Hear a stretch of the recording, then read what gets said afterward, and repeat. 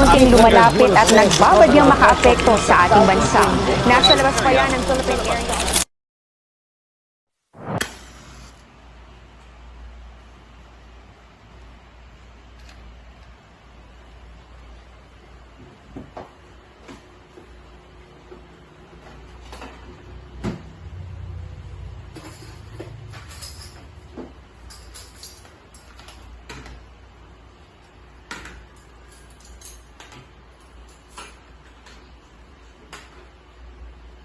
Mga anak, kakain na tayo. Sige po, Nay. Umupo na kayo dito.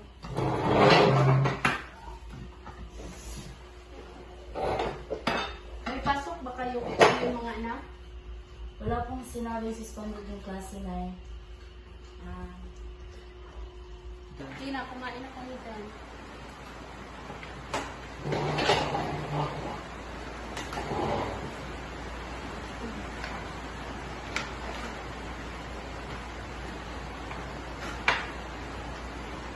Ating ulat panahon, mabilis ang paglakas ng bagyong Goring. Ayon sa Pag-asa, sa ngayon ay nasa typhoon category na ang bagyo at posibleng maging super typhoon sa Lunes. Huling namataan ang bagyo sa layong 200 kilometro silangan, timog silangan ng Calayan, Cagayan o 185 kilometro sa silangan, hilagang silangan ng Aparig, Cagayan. Taglay ng bagyong lakas ng hangin na umaabot sa 140 kilometro kada oras at pagbugso ng hangin na umaabot sa 170 kilometro bawat oras. Kumikilos ang bagyo patimog kanluran sa bilis na 10 kilometro bawat oras. Nakataas ang Tropical Cyclone Wind Signal number 2 sa dulong hilagang silangang bahagi ng mainland Cagayan.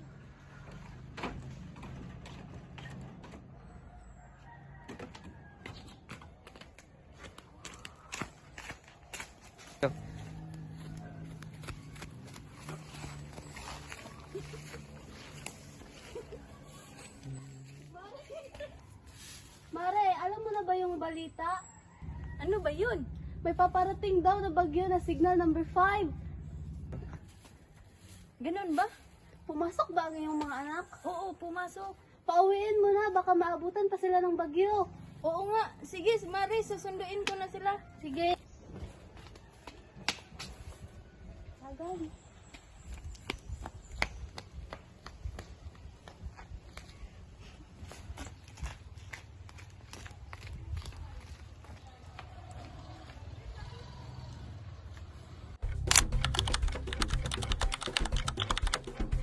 Joy! Anak, gumising ka na para maghanda ng emergency kit para sa bagyo. Sige po, Mama. Maghahanda na po ako.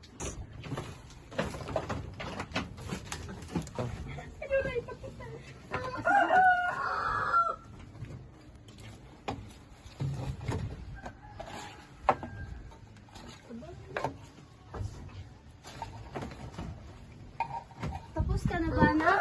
Tapos na po. Tara na, punta na tayo sa evacuation center para di tayo maabutan ng bagyo.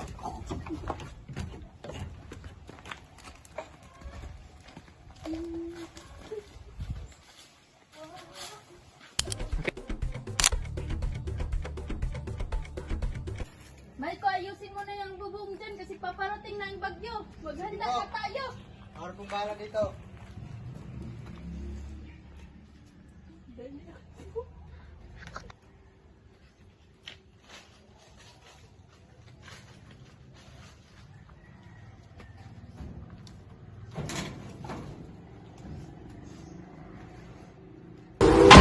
Pumasok na sa Philippine Area of Responsibility ang bagyong Bebingka na tatawagin na ngayong bagyong Ferdy.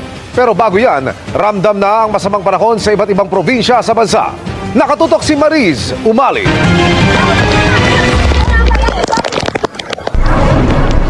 Simula pa kahapon, malakas na ang ulan at hangin sa Siato Negros Oriental. Sa tindi ng hangin, malalaki na rin ang mga alon sa dagat. Rumagasa rin ang tubig sa ilog kung saan 2 bata ang natangay. Mabuti na lang at may nakakita raw sa kanila malapit sa isang tulay kaya agad na iligtas.